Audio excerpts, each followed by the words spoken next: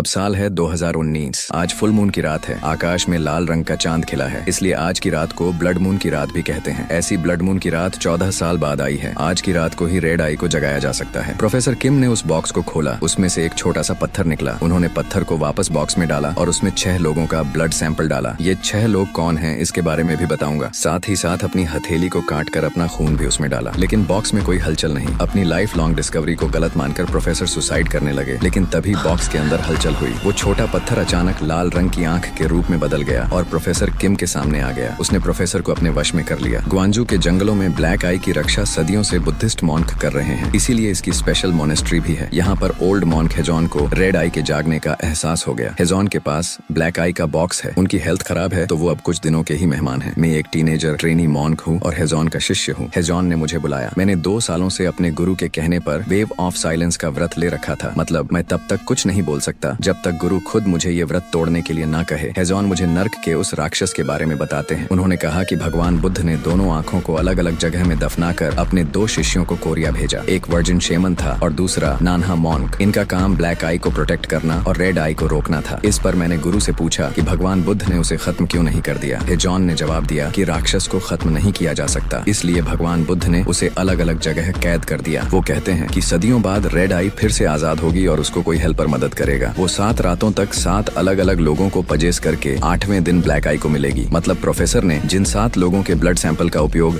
Red आई को जगाने में किया था, वो 7 लोग ही रेड आई और ब्लैक आई के मिलन की सीढ़ी हैं। अब रेड आई जाग चुकी है और उसे रोकना होगा। जो 7 लोगों के पड़ाव हैं, उसमें से किसी एक को भी मार दिया तो उनका मिलन नहीं होगा और नर्क का दरवाजा नहीं खुलेगा। हेजॉन ने मुझे शिन्होवा को ढूंढ के मोनेस्ट्री में लाने के लिए कहा। शिन्होवा एक एक्स मॉन्क था और हेजॉन का ही शिष्य था। वो अब ये सब छोड़कर एक कंस्ट्रक्शन साइट पर काम करता है। एक शहर के जंगल में एक शिकारी ने खरगोश का शिकार किया। तभी उसके कंधे पर किसी ने हाथ रखा। वो हाथ और कोई नहीं बल्कि रेड आई से पजेस प्रोफेसर का ही है। अब रेड आई ने इस शिकारी को पजेस कर लिया है। ये रेड आई के जागने का दूसरा दिन है। पजेस हुआ शिकारी जंगल के पास ही 4 सीजन्स नाम की एक होटल के सामने गया। होटल में ओलिविया नाम की एक लड़की अपने बॉयफ्रेंड के साथ रूम में है। उसने अपने बॉयफ्रेंड से कहा कि पिछले साल वो एक मेडिटेशन कैंप में जाती थी। वहाँ जाने के लिए उसे पैसे मिलते थे और वहाँ पर उसको फ्री हेल्थ चेकअप भी कर देते थे। इस कैंप को कोई और नहीं बल्कि प्रोफेसर किम ही चलाते थे। रेड आई से पजेस शिकारी ओलिविया का खून सूंघते सूंघते उसके रूम पर आ गया।